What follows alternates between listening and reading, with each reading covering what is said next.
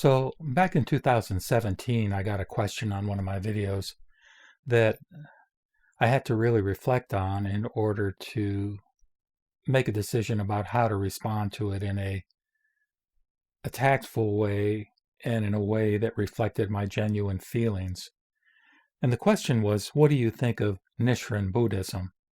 And of course, that question probably can't be responded to without answering the question of what do I think about Nichiren himself.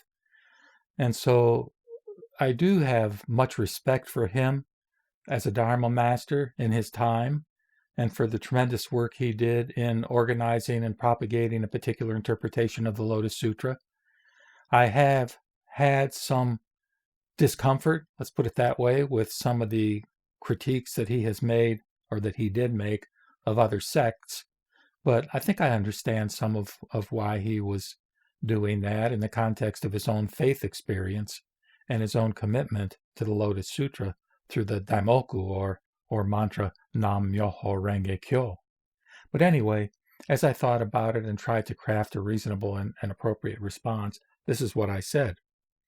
I said, this is a good question and a very tough one for me to respond to. I have tried in my videos to refrain from pitting one spiritual perspective against another or being critical of any particular tradition. I think that Nichiren himself was a sincerely spiritual person who truly identified with certain events and persons in the Lotus Sutra. He recognized its great value to us suffering beings and did his best to frame his understanding in a way that would be helpful. I think it is unfortunate that he chose in his writings to denigrate all approaches toward liberation from the bonds of our egoistic illusions other than the recitation of the Daimoku. While I do not refute the legitimacy of reciting Namu Myoho Renge Kyo, and I engage in that recitation myself at times, I also consider the Zen, Jodo, and Shingon alternatives, as well as others, including the mystical traditions within non-Buddhist religions, to be legitimate. All, to my way of thinking, are, quote, expedient means, as taught in Chapter 2 and throughout the Lotus Sutra. Due to his charisma, his sacrifice, and the elements of truth embedded in his teachings, Nichiren was obviously a powerful influence in the development over the centuries of various schools and sects. I make no claim to comprehensive knowledge of these. That said, it seems to me that some of these sects are closer to the intent of the Buddha's constant thought as expressed at the end of the 16th chapter of the Lotus Sutra. That is, quote, how shall I cause all the living to enter the way supreme and speedily accomplish their Buddhahood? Close quote. I would emphasize the word all in the sense that no one approach is going to be universally adopted by all humans. The Buddha knew this when he indicated that he was, quote, ever knowing all beings, those who walk or walk not in the way, close quote. And that he would use the, quote, right principles of salvation, close quote, according to their respective needs and desires. That, to me, says that he was willing to use a variety of teachings.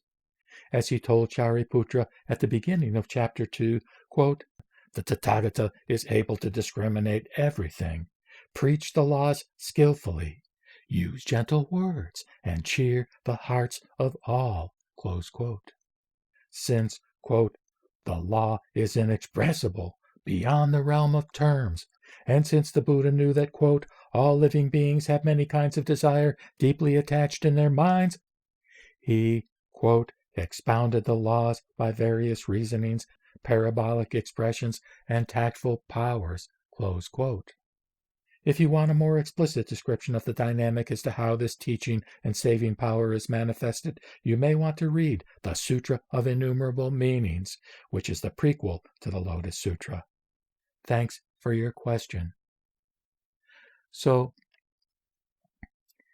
again, part of the paradox for me is that those of you who watch my channel know how much I love and revere the Lotus Sutra. And so I'm really drawn to the Daimoku as a way of expressing that reverence and appreciation for the wonderful teachings within it, particularly in terms of the teaching of skillful means and the teaching of the eternal life of the Tathagata.